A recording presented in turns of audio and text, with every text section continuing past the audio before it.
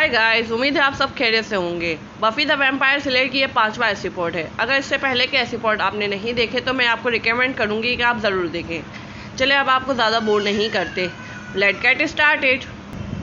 कहानी स्टार्ट होती है और हमें वैम्पायर कम भूत को दिखाया जाता है जो बफी के साथ ग्रेवयार्ड में लड़ रहा होता है, यानी कब्रिस्तान में लड़ रहा होता है। बफी उसे मार डालती है और पीछे से मिस्टर जाइल निकलते हैं और वो बोलते हैं कि तुम्हारा टेक्निक पुअर थी। बफी उनसे बोलती है कि आप ये नहीं कह सकते, कि आप अप्रिशिएट नहीं कर सकते कि मैंने आज फिर से दुनिया को बचा लिया।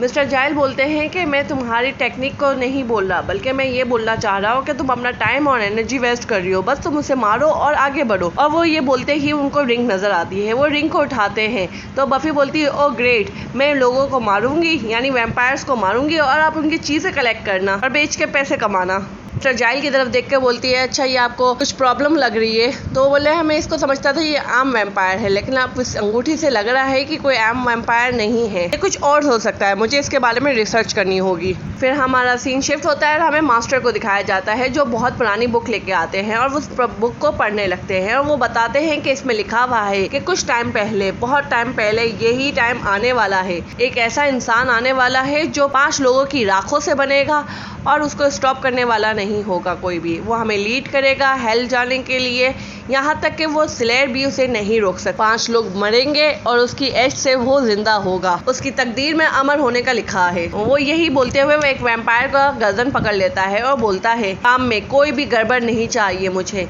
वो मेरा वेपन होगा स्लेयर से लड़ने के लिए। अगर तुम हार गए इस काम में, उस लड़की को नहीं रोक सके, तो मैं तुम सबको मार डालूंगा। ये कहते हुए वो उसको फेंक देता है। अच्छा आज का लेसन यहीं ख़त्म हुआ, ये कहते हुए वो किताब बंद करके वहाँ से चला जाता है। सीन शिफ्ट होता है और हमें बफी और मिस्टर जाइल को दिखाया जाता है जो लाइब्रेरी में किताब को देख रहे होते हैं। बफी रिंग को देख रही होती है और बोलती है कि इसमें सैम्बल बना हुआ है, एक सूरज और 3 सितारे। मिस्टर जाइल बोलते हैं शायद ये ऐसे ही बना हुआ हो, लेकिन बफी ढूंढ निकालती है बुक में से और बोलती है कि मैं 2 पॉइंट्स और काम आ लिए। वो बोलते हैं हाँ तुम ठीक हो, इसमें कुछ लिखा हुआ तो है। वो यही कह रहा होता है कि वहाँ पर एक न्यू गाय आता है, न्यू लड़का जिसका नाम ऑन होता है। वो एक बुक के बारे में पूछता है। मिस्टर जाइल बोलते हैं तुम्हें क्या चाहिए? तो वो बोलता है एक बुक चाहिए। तो बफी बोलती है शायद आप भूल रहे हैं, ये स्कूल है, ये लाइब्रेरी है, यहाँ पर स्टूडेंट किताब पढ़ने आते हैं, कुछ लेने आते हैं। वो बोलती है हाँ मैं तो भूल ही गया था तुम्हारे साथ रहते रहते। वो एक किताब का पूछता है जिसका नाम एमिली डिक्सन होता है। वो बोलता है कि ये किताब मेरे लिए बिल्कुल एक ब्लैंकेट की सिक्योरिटी की तरह है जो मेरे सिक्योर करती है मुझे। बफी उसे इम्प्रेस करने के लिए बोलती है मुझे भी बुक्स पसंद है। तो वो लड़का बोलता है मुझे ऐसा नहीं लगता कि तुम किताबी कीड़ा हो, तुम एक डार्क प्लेस में किताब पढ़ने वाली हो। लेकिन बफी को ये बातें अच्छी लगती है, बोलती है कोई ऐसा है कि जो मेरे बारे में एज्यूम कर सकता है, मेरे बारे में पसंद की चीज़ें बोल सकता है।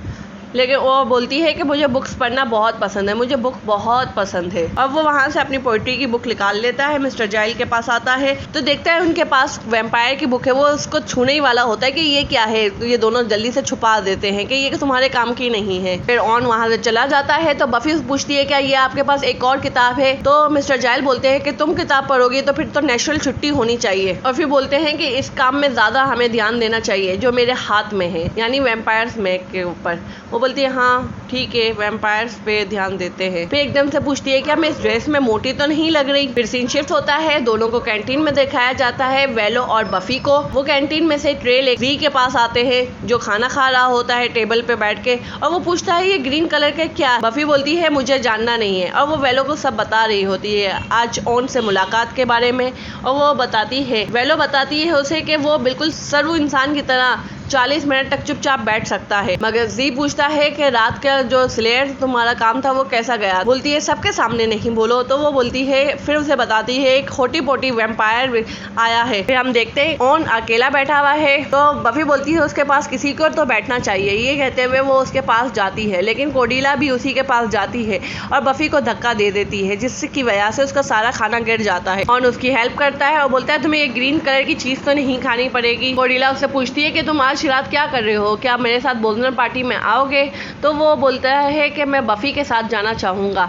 तो वो बोलती है कि कोर्डेलिया कि बफी तो एंजॉय नहीं करती। बफी भी हैरत से पूछती है क्या मैं? और ऑन उसे टाइम बोलता है कि 8 बजे तुम क्या उधर आओगी? बफी उसे हाँ बोलती है। वहाँ से वो चले जाती है।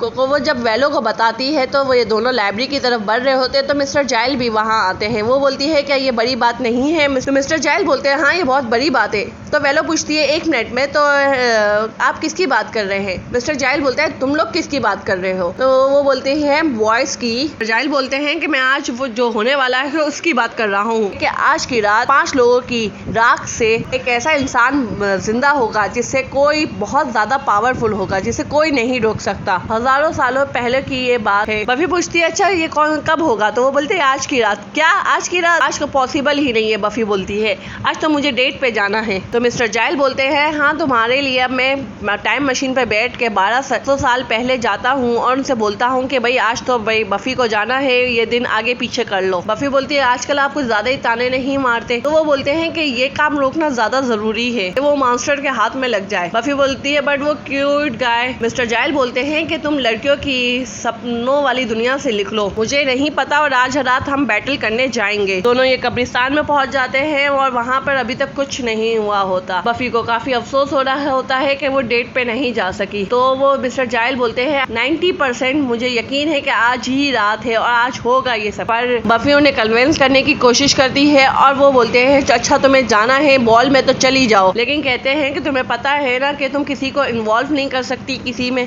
उसकी जान को खतरा हो सकता है तुम्हारी वजह से। तो बफी बोलती है मुझे पक्का यकीन है, मैं उसे नहीं बताऊंगी कि मैं एक स्लेयर हूँ। वो बोलती है मैं नहीं बताऊंगी और मैं किसी के सामने अपना ये रिवील नहीं करूंगी और उसे उन्हें गुड नाइट कह के चली जाती है। मिस्टर जाइल बोल रहे होते हैं कि मुझे यकीन है कि वो आज की ही रात है। फिर हमें एक बस दिखाई जाती है। उस बस में 5 लोग ही होते हैं, ड्राइवर, 2 औरतें, एक बच्चा और एक आदमी। उस आदमी को थोड़ा सा हमें वियर्ड दिखाया जाता है।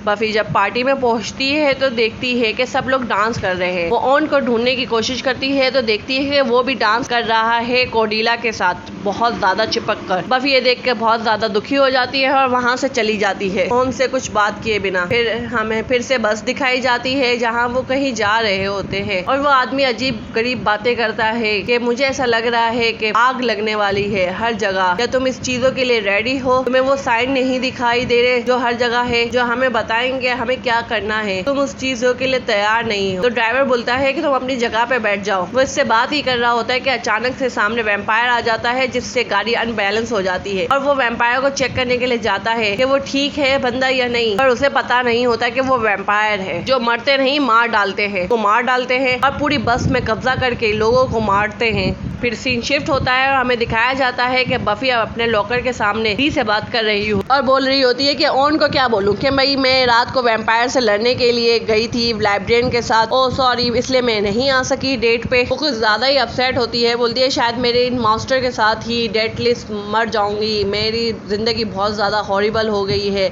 और कोई एक आदमी लड़का उसकी तरफ देखता है तो बोलो हाँ मैं ऐसे ही हूँ, मैंने लाइफ में कुछ नहीं किया, मैं ऐसी ही मरूंगी, क्या देख रहे हो, यहाँ से जाओ। जी बोलता भी है कि तुम कुछ ज्यादा ही ओवर एक्टिंग नहीं कर रही। ये कहते हुए वो अपनी लॉकर के पास आता है। जी से बोलता है कि मैं भी बुक्स पढ़ता हूँ। फिर हमें दिखाया जाता है कि ऑन सामने से आ रहा है और उसके पास आता है बफी के पास और बोलता है कि तुम लास्ट नाइट क्यों नहीं आई थी? तो वो उसे एक्सक्यूज करने के लिए बोलती है कि मेरी घड़ी टूट गई थी और मेरे घर में कोई और घड़ी भी नहीं है। वाह ये बहाना तो कुछ ज्यादा ही अच्छा है। ऑन इस बहाने को एक्सेप्ट कर लेता है और बोलता है कि कोई बात नहीं, आज रात फिर चले। तो वो बोलती है क्या अगेन? और बफी काफी खुश हो जाती है। ऑन उसे अपनी घड़ी देता है और कहता है कि आज 7 बजे हम चलते हैं। फिर हमें दिखाया जाता है कि जी भी अपनी वॉच देखता है जो बिल्कुल बच्चों वाली होती है, लेकिन बफी बोलती है मुझे लगा कि तुम और कोर्डेलिया एक दूसरे में इंटरेस्टेड हो थोड़ा बहुत। तो ऑन बोलता है नहीं ऐसा कुछ नहीं है, कोर्डेलिया बहुत ज़्यादा चिपकू है, हमने एक साथ डांस किया और वो बहुत ज़्यादा चिपक रही थी। ऑन उसे कहता है कि मैं तुम्हें तुम्हारे घर से पिकअप कर लूंगा 7 बजे। यानी ऑन कुछ भी चांस नहीं देना चाहता इस दफ़ा कोई बहाने का। बफी यहाँ बहुत खुश होती है कि वो फिर से डेट पे जा रही है, लेकिन जी को बहुत अपसेट दिखाया जाता है। मिस्टर गिल के घर में बहुत दर्द होता है, हम अभी भी चूज इन वन के ऊपर काम कर रहे हैं और वो बोलती है लगता है इसमें काफ़ी दिन लगेंगे। और वो उसे बोलती है कि मैं तुम्हें कोई डिस्टर्ब नहीं करूँगी, तुम आराम से इसके बारे में सोचो और रिलैक्स करो और फिर बोलती है कि चलो मैं तुम्हें कल मिलती हूँ। वो फिर से डेट की बात गुल कर गई है और बफी उसे बाय बोल के वहाँ से चली जाती है। मिस्टर गिल को कुछ समझ में नहीं आता कि हो क्या रहा है। सीन शिफ्ट होता है और मास्टर को दिखाया जाता है। वो अपने चमचों को बोलता है कि तुमने अपना काम बिल्कुल ठीक किया, जैसा मेरा प्लान था वैसा ही चल रहा है। मैं अपने पावर के बहुत करीब हूँ। और हमें दिखाई जाती है एक अनदेखी दीवार जिसके बाहर वो मास्टर नहीं जा सकता। मास्टर कहता है मैं इतने दिनों से इसमें ट्रैप हूँ कि मैं ये भी भूल गया हूँ कि ऊपर की दुनिया कैसी है। वैसे भी ऐसी शक्ल लेकर अगर ये ऊपर जाएगा तो लोगों की चीखें निकल जाएंगी। लेकिन मास्टर बोलते हैं कि अब बहुत जल्द मैं ऊपर जाऊंगा और हुकूमत करूंगा। मास्टर ये भी बोलते हैं कि अगर बफी तुम्हें रोकने की कोशिश तो उसे मार डालो, अपनी जान भी लगा देना, लेकिन उस चूजीज वन को यहाँ लाने में फेल मत होना। मुझे यकीन है कि तुम लोग मुझे डिसअपॉइंट नहीं करोगे। ये कहकर मास्टर वहाँ से चला जाता है। सीन शिफ्ट होता है, बफी के घर को दिखाया जाता है जहाँ पर वो अपने कपड़े सिलेक्ट कर रही होती है। वेलो और जी भी उसके साथ होते हैं। जी उसे ओवरकोट देता है और स्काई कैप भी कि ये तुम पे ज्यादा सूट करेगा, पर बफी उसकी बात सुने बिना बोलती है अच्छा लिपस्टिक में ही मेरा कलर चूज करने में मेरी हेल्प करो, रेड या पीच। तो जी बोलता है कि तुम चाहती हो कि वो अपने फ्रेंड्स को बोले कि तुम बहुत ज्यादा इजी थी और तुम्हें किस करना बहुत आसान है और कोई तुम्हारी रिस्पेक्ट ना करे और तुम्हारे पीछे बात करे और वो पीच कलर लगाती है, ये ज्यादा सही रहेगी। वेलो उसे एक ड्रेस देती है कि ये तुम पे सूट करेगा और जी को बोलती है आगे बढ़ जाओ। बफी वहीं पर अपनी ड्रेस चेंज कर रही होती है तो हम देखते हैं कि जी उसे छोटे से शीशे से देखने की कोशिश कर रहा है। बफी नीचे के कपड़े चेंज कर रही होती है। जी उसे देखने के लिए अपना शीशा नीचे करता है तो वो गिर जाता है। बफी और वेलो कुछ रिएक्ट करते उससे पहले ही घंटी बज जाती है तो वो समझते हैं ऑन आ गया। बफी जल्दी से जाती है तो पता चलता है कि वो ऑन नहीं है, वो तो मिस्टर जिल है। बफी बोलती है कि मैं घर पे नहीं हूँ, मगर मिस्टर गिल अंदर आके बोलते हैं कि जैसे मैंने कहा था वैसा ही हुआ है। ये देखो न्यूज़पेपर में भी तस्वीर छपी है 5 लोगों की राख से वो बंदे का, देखो इसमें 5 लोग मरे हैं। पर बफी बोलती है ये तो एक एक्सीडेंट है। मिस्टर गिल बोलते हैं जिस इंसान की तस्वीर बनी हुई है उसको पुलिस ढूंढ रही है, उसने डबल मर्डर किया है। हम जिस बंदे को ढूंढ रहे थे शायद वो यही हो सकता है। और तुम्हें पता है कि सनी डील में शमशाद घाट भी बना हुआ है, वहीं पर इसकी बॉडी आई है। बफी बोलती है आप मुझे तकलीफ क्यों देना चाहते हैं, और उसी वक्त ऑन आता है। वो हाई करता है तो बफी अपनी बात संभालने के लिए बोलती है कि मिस्टर गिल बुक लेने के लिए आए थे। बफी उनसे कहती है कि मैं डेट पे जा रही हूँ, आपकी किताब कल दूंगी। वेलो और जीब ऑन को लेकर चले जाते हैं ताकि मिस्टर गिल और बफी बात कर सके। जीब ऑन से बोलता है उसे डांस करना पसंद नहीं, उसे टच करना पसंद नहीं, उसे किस करना पसंद नहीं, डेट पे जाना चाहती हो। मिस्टर गिल कन्विंस हो जाते हैं। वो बफी उससे एक टाइप का फोन ले लेती है जो 90s का है, सिर्फ घंटी बज सकती है। ऑन जब इनकी तरफ आता है तो बोलता है सब सेट है। बफी बोलती है हाँ सब सेट है। मिस्टर जिल बोलते हैं तुम्हें कल इसका बहुत बड़ा फाइन चुकाना पड़ेगा। बफी उनको बाय करके वहाँ से चली जाती है। वेलो मिस्टर जिल से पूछती है सब सेट है, तो मिस्टर जिल बोलते हैं कि मैं शमशाद घाट जा रहा हूँ, वहाँ पर देखता हूँ, और ये कह के वहाँ से चले जाते हैं। बहुत बुरा हुआ, हमें उनके पीछे जाना चाहिए। जी भी बोलता है हाँ हमें उनके पीछे जाना चाहिए, वैसे भी मुझे ऑन पे ट्रस्ट नहीं है। वेलो बोलती है मैं ऑन की बात नहीं कर रही, मैं मिस्टर जिल की बात कर रही हूँ। तो जी बोलते हैं वो बिल्कुल ठीक होंगे, वैसे भी नॉलेज एक अल्टीमेट वेपन होती है। सीन शिफ्ट होता है, हमें क्लब का सीन दिखाया जाता है जहाँ पर ऑन और बफी बैठे हुए होते हैं। ऑन अपनी बुक की ही बात कर रहा होता है और हमें यहाँ समझ सकते हैं वो खून खराबा, मार धाड़ और लाशें इन चीज़ों को बहुत पसंद करता है। और वो बफी से यह भी कहता है कि लाइफ में डेटिंग के अलावा भी बहुत सारी चीज़ें इंपॉर्टेंट है। बफी ये सोच के अपना बीप चेक करती है पर वहाँ कोई मैसेज नहीं आया होता। ऑन बोलता है मैंने कुछ गलत कहा, वो बोलती है नहीं। बफी फिर बोलती है चलो हम डांस करते हैं। जब वो डांस कर रहे होते हैं तो ऑन बोलता है मुझे ऐसा लगता है कि तुम एक इंसान नहीं हो, तुम 2 पर्सन हो। तो हम जानते ही है कि बफी का दूसरा रूप हंटर वाला है। बफी पूछती है तुम्हें कौन सा रूप पसंद है मेरा, तो ऑन बोलता है मुझे उसके लिए तुम्हें पहले जानना पड़ेगा। अभी ये बातें कर ही रहे होते हैं कि वहाँ पर कोर्डेला आ जाती है और कोर्डेला इनको देखती है डांस करते हुए, उससे बिल्कुल अच्छा नहीं लगता। कोर्डेला ऑन के पास जाती है और बोलती है मैं तुम्हें हर जगह ढूंढ रही थी। ऑन बोलता है कोर्डेला मैं तो बफी के साथ हूँ। कोर्डेला बफी को इग्नोर करके ऑन से ही पूछती है कि तुम मेरे साथ डांस करना चाहोगे, पर ऑन बोलता है मैं बफी के साथ डांस कर रहा हूँ। बफी भी उसे बोलती है कि यहाँ से चली जाओ, पर कोर्डेला बोलती है अगर तुम मेरे साथ डांस के लिए रेडी हो तो मुझे बताना। और ये कह के कोर्डेला वहाँ से चली जाती है और ऑन और बफी अपना डांस कंटिन्यू करते हैं। मिस्टर गिल शमशाद घाट के पास आते हैं तो वो देखते हैं कि यहाँ पर तो पहले से वैम्पायर मौजूद है। वो उन्हें क्रॉस दिखाकर अंदर भागते हैं। मिस्टर गिल एक कमरे में छुप के अपनी जान बचाते हैं उन वैम्पायर से। तो अचानक से विंडो ओपन होती है, वो डर जाते हैं, लेकिन वो तो वेलो और जी थे। मिस्टर गिल बोलते हैं उसे बिप करो बफी को, लेकिन वो बोलते हैं कि हमारे पास यहाँ पर कुछ नहीं है, हम ख्याल में यहाँ पर आ गए। अच्छा तुम टेंशन नहीं लो, हम उनके पास जल्दी से जाते हैं, उसे लेके आ जाते हैं। बफी को दिखाया जाता है क्लब में। वो बोलती है ऑन से कि मुझे कुछ खाना है, क्या तुम मेरे लिए कुछ लेके आओगे। तो जैसे ही खाने के लिए लेके जाता है तो हम देखते हैं कि एंजल आता है। कोर्डेलिया को वह बहुत ज़्यादा इंटरेस्टेड गाय लगता है, वो उसकी तरफ बढ़ती है लेकिन वो तो बफी की तरफ जाने लगता है। कोर्डेलिया को ये बिल्कुल भी अच्छा नहीं लगता कि बफी आज के दिन दो लड़कों को डेट कर रही है क्या। एंजल उसे बोलता है कि मैं तो खुद होप कर रहा था कि तुम्हें यहाँ पर मैं ढूंढ सकूँ, वो मुझे सब पता है कि वो तुम क्या कहने वाले हो, वो चूजेस वरना यडा यडा यडा यडा। एंजल बोलता है तुम्हें पता है तो मैं तो यहाँ पर तुम्हें वार्न करने ही आया था। वो बोलती है तुम मुझे वार्न करने आए हो, देखो उस बार की तरफ वहाँ पर वो जो लड़का है मैं उसके साथ आई हूँ। तो एंजल बोलता है क्या तुम डेट पे आई हो, वो उसके लिए काफ़ी शौकीन बात होती है। तो बफी बोलती है सबके लिए शौकीन बात क्यों है, और उनकी तरफ आता है तो उनसे पूछता है ये कौन है। बफी उनसे मिलवाती है कि ये एंजल है और ये ऑन है। वो ऑन से मिलता है और बोलता है कि मैं बफी के साथ काम करता हूँ। अभी ये बातें हो ही रही थी कि जी और वेलो भी आ जाते हैं और वो बोलते हैं कि हम यहाँ पर डबल डेट के लिए आए हैं। वो एंजल की तरफ जी बोलता है कि तुम किस लिए आए हो, तुम भी उसी काम के लिए आए हो। ऑन को भी हैरत होती है कि तुम दोनों एक साथ हो। बफी हैरत से बोलती है कि तुम दोनों डेट कर रहे हो। ऑन बोलता है तुम डबल डेट के लिए आए हो, तुम काम के लिए आए हो, यहाँ पे चल क्या रहा है। तो बफी बोलती है हमें है ना कहीं जाना चाहिए। जी बोलता है कि यहाँ पे शमशाद गाद है, वहाँ क्यों ना चला जाए। वेलो भी उसका साथ देती है, बोलती है मैं भी वहाँ जाना चाहती हूँ। ऑन बोलता है कि वहाँ पर जाकर मजा आएगा, मैं भी जाना चाहूँगा। वो अफसोस करती है और फिर जैसे ही एंजल की तरफ देखती है तो वो बोलता है मैंने तुम्हें वार्न किया ही था ना, नजरों नजरों में बात होती है। वो ऑन को गुड बाय बोल के वहाँ से जाना चाहती है लेकिन ऑन बोलता है मैं भी तुम्हारे साथ चलूँगा। तो वो बोलती है कि नहीं मैं तुम्हारे साथ नहीं जा सकती, तुम्ही ने तो अभी थोड़ी देर पहले कहा था कि मैं दो अलग अलग लोग हूँ। अब वो दूसरी वाली को जाना होगा लेकिन पहली वाली तुमसे प्रॉमिस करती है कि तुम्हारे पास वो फिर से आएगी क्योंकि ये टाइम बहुत अच्छा था, और उसे किस करके चली जाती है। एंजल भी ये देख रहा होता है। हम देख सकते हैं एंजल के फेस पे कोई एक्सप्रेशन नहीं है। फिर ये तीनों पहुंच जाते हैं शमशाद गाह, लेकिन वहाँ पर ऑन भी पीछे आ जाता है। बफी बोलती है कि मैंने तुमसे कहा था ना कि ये मेरे पीछे मत आना। ऑन बोलता है मुझे भी तो देखना था कि यहाँ पर क्या है। बफी इन दोनों को बोलती है कि इसका ध्यान रखना और वहाँ से चली जाती है। वेलो बोलती है शायद वो देखने गई है कि कोई सिक्योरिटी गार्ड वगैरह तो नहीं है ताकि हम कोई ट्रबल में ना पड़े। दोनों उसे गुड थिंकिंग कहते हैं। फिर वो एक रूम में जाती है जहाँ पर सब कुछ तहस नहस हुआ होता है, वही जहाँ पर मिस्टर गिल छुपे होते हैं। मिस्टर गिल को पुकारती है पर वहाँ पर कोई रिस्पॉन्स नहीं होता है। वैम्पायर उसी खिड़की से आए हैं क्योंकि खिड़की टूटी फूटी है। हमें दिखाया जाता है कि एक बॉडी के साथ मिस्टर गिल भी निकलते हैं क्योंकि वो उस लॉकर में छुपे थे। वो बफी को बोलते हैं हमें उस चूज वन को ढूंढना पड़ेगा, अगर वो मास्टर के हाथ लग गया तो हमारे लिए बहुत खतरा बन सकता है। वो बोलती है मैं ज़रूर ढूंढूंगी, पहले मैं ना ऑन को और दूसरे लोगों को सेव कर लूँ।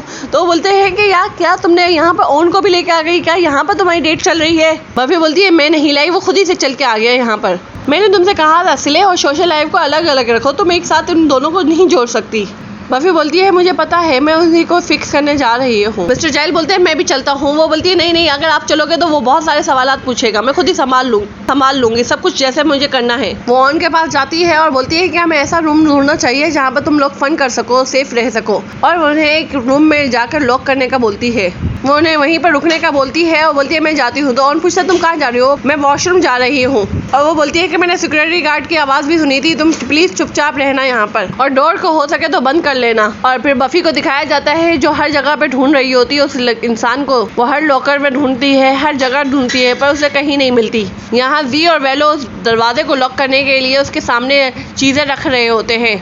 और पूछता भी है तुम क्या कर रहे हो। वो बोलते हैं बस हम अपनी सेफ्टी के लिए कर रहे हैं। और जैसे ही एक पर्दा हटाता है तो देखता है कि वहाँ पर एक लाश है, डेड बॉडी है। वो उसी की है जिसकी न्यूज़पेपर में तस्वीर छपी थी। वेलो और जी देख लेते हैं ये बात को और बोलता है कि मैंने इससे पहले डेड बॉडी के बारे में बहुत सुना था, पढ़ा था, लेकिन कभी अपने सामने ऐसे देखा नहीं है। क्या वो हिलते जुलते हैं और उसी वक्त उसका हाथ हिलता है और वो एक ग्लास के पीछे होता है तो वो ग्लास ब्रेक करने की कोशिश करता है। वो जब तक ग्लास ब्रेक कर रहा होता है जब तक जी और ये वेलो वो चीज़ों को वापस हटाकर बाहर भागने की कोशिश करते हैं। बाहर भागते हैं तो उन बफी से टकराते हैं। जी और वेलो से बता देती है कि वो पीछे आ रहा है। जी, वेलो और ऑन बाहर जाने की कोशिश करते हैं पर वैम्पायर उन्हें बाहर से बंद कर देते हैं। वो बोलते हैं शायद वो हमारे पीछे ही है और वो दूसरी तरफ भागते हैं लेकिन वो डेड एंड निकलता है। बफी मिस्टर गिल के पास आती है और बोलती है तुम्हारे पास स्टिक है, और उसे बोलती है कि बाकी सबको ख्याल रखना कि सब ठीक तो है। और वो उनसे फाइट करने जाती है लेकिन पीछे से वो आ जाता है और बफी पर हमला कर देता है। तो ऑन बोलता है हमें बफी की मदद करनी चाहिए। वेलो और जी उसे रोक भी रहे होते हैं। मिस्टर गिल उसे रोकने के लिए क्रॉस दिखाता है लेकिन वो उसी के हाथ को धक्का देकर उस क्रॉस को गिरा देते हैं। जैसे ही वो मिस्टर गिल को धक्का देते हैं तो वो कोई बटन प्रेस हो जाता है जिससे आग जल जाती है, जिसमें बॉडियाँ जलाई जाती है। ऑन आकर उसकी हेल्प करता है लेकिन वैम्पायर उसे 1 मिनट में बेहोश कर देता है सर पे मारकर। बफी उसे मारती है और बहुत ज़्यादा मारती है और उसे कहती जाती है क्या तुमने मेरी डेट को ख़राब किया, तुम मेरी डेट को मारना चाहते हो। वो काफ़ी गुस्से में होती है। ऑन भी अपने आप को संभाल कर उठ ही रहा होता है। वो स्ट्रेचर की मदद से उस आग में उसे फेंक देती है। मिस्टर गिल भी जल्दी से वो बंद कर देते हैं। बफी देखती है ऑन को होश आ गया है। वो अपने डेट के बारे में अभी भी पूछ रही होती है कि तुम्हारे ख्याल में क्या हुआ हमारे डेट का। मुझे लगता है मुझे घर जाना चाहिए। बफी की पहली डेट भी वैम्पायर से लड़ते हुए हुई। ये तो आप सोच ही सकते हैं कि उसकी डेट कैसे गई होगी। फिर ऑन पूछता है कि मेरा घर कहाँ है, तो बफी बोलती है मैं तुम्हें छोड़ सकती हूँ। वेलो और उसे जी बोलते हैं कि हम छोड़ के आ जाते हैं। बफी काफ़ी अपसेट होती है। मिस्टर गिल उसे तसल्ली देने आते हैं, लेकिन वो बोलती है कुछ ज़रूरत नहीं बोलने की। न्यू डे स्टार्ट होता है और तीनों को दिखाया जाता है जो कल की बातों पे डिस्कस कर रहे होते हैं। वेलो और जी बफी के साथ होते हैं। ऑन सामने से आता है तो वेलो बोलती है शायद हमें जाना चाहिए और वो जी को लेकर साथ चली जाती है। ऑन उसे हाई कहता है और बोलता है मैं तुम्हें कैसे बोलूँ कल रात का। तो बफी बोलती है तुम्हें कहने की ज़रूरत नहीं, मुझे पता है तुम काफ़ी डर गए थे, लेकिन वो बोलता है कि मैं तुम्हें वैसे ही देखना चाहता हूँ। बफी बोलती है क्या, मैं समझ ही नहीं पाई, तुम फिर से बोल सकते हो। मुझे कल रात को तो ऐसा लग रहा है कि जैसे मैं जिंदा हूँ, तुमने उसको मारा था। बफी समझ जाती है कि वो क्या बात कहना चाह रहा है। वो बोलती है अच्छा तुम वो बात कह रहे हो। ऑन बोलता है कि हम वापस ऐसा नहीं कर सकते। तो वो बोलती है कैसा करें, मॉर्निंग को और रात को बार में जाएं, लोगों को मारे, क्या आज रात को भी तुम फ्री हो। वो बोलती है नहीं मैं बिजी हूँ। वो बोलती है पर्सनल नहीं लेना के, लेकिन ये तुम्हारी तरफ से नहीं है मेरी तरफ से है। इनडायरेक्टली वो उसे ब्रेकअप कर रही होती है। वो बोलती है कि जस्ट हम फ्रेंड रहेंगे। ऑन भी समझ जाता है। दोनों एक दूसरे को गुड बाय करते हैं। ऑन चले जाता है तो मिस्टर गिल पीछे से आते हैं और वो बोलते हैं कि मैं जब 10 साल का था तो मेरे फादर ने मुझे बता दिया था कि मेरी तकदीर में वॉचर बनना है। मेरे फादर भी वॉचर थे और उनकी मम्मा भी वॉचर थी और अगला मैं हूँगा। तो बफी बोलती है तुम्हारा तो कोई फ्यूचर प्लान होगा ही नहीं, तुमने तो पहले से ही ये तय करके रखा होगा। नहीं, मेरा इरादा पायलट बनने का था, लेकिन मेरे फादर ने मुझे रिस्पॉन्सिबिलिटी और सेक्रीफाइस के लिए जो अच्छा खासा लेक्चर दिया था। बफी बोलती है सेक्रीफाइस पे। वो बोलते हैं हाँ उन्होंने मुझे बहुत अच्छे से समझाया था। बफी उनसे बोलती है कि तुम जी और वेलो बहुत ज़्यादा केयरफुल रहते हो और तुम्हें सब पता है, या वो मेरे से मर जाए या तो वो किसी को मार डाले या तो वैम्पायर उसे मार डाले, वो डेंजर में हो सकता है। मिस्टर गिल बोलते हैं कि जो भी कल हुआ उसके लिए वो उसका ध्यान हटाने की कोशिश करते हैं। हमने उसे मार दिया है चूजेस वन को, अब हमें कोई भी खतरा नहीं होगा। और वहाँ यहाँ पर वो बफी की और स्लेड की तारीफ़ करते हैं। मुझे लगा था तुम हैंडल नहीं कर सकोगी, लेकिन तुमने बहुत अच्छे से हैंडल कर लिया उसे, चूजेस वन को। अब हमें कोई भी खतरा नहीं है, ना मास्टर से और ना उस चूजेस वन से। अब तो मैं सोच रहा हूँ कि मास्टर की चेहरा शक्ल देखने के लायक होगा। सीन शिफ्ट होता है और हमें दिखाया जाता है मास्टर की शक्ल, और वो डिसपॉइंट तो नहीं लग रहे होते। वो बोलते हैं तुमने अच्छा लीड किया अपने दोनों चमचों को, कि उससे अच्छी तरीके से तुमने लीड किया और हैंडल किया जैसा मैं चाहता था। और वो एक बच्चे को वेलकम होम कहते हैं, वही बच्चा जो उस बस में था, और उस बच्चे की हमें आइस ब्लैक दिखाई जाती है। कहानी यहीं ख़त्म होती है। यहाँ हम समझ सकते हैं कि वो चूजेस वन अभी तक मरा नहीं है, क्योंकि वो चूजेस वन वो बंदा नहीं, वो बच्चा है, और मास्टर ने उसे किसी ना किसी तरीके से बचा ही लिया। अब हमें ये देखना होगा कि आगे होता क्या है। कहानी यहाँ पर ख़त्म हो गई है। आपसे फिर मुलाकात होगी। Okay, bye bye.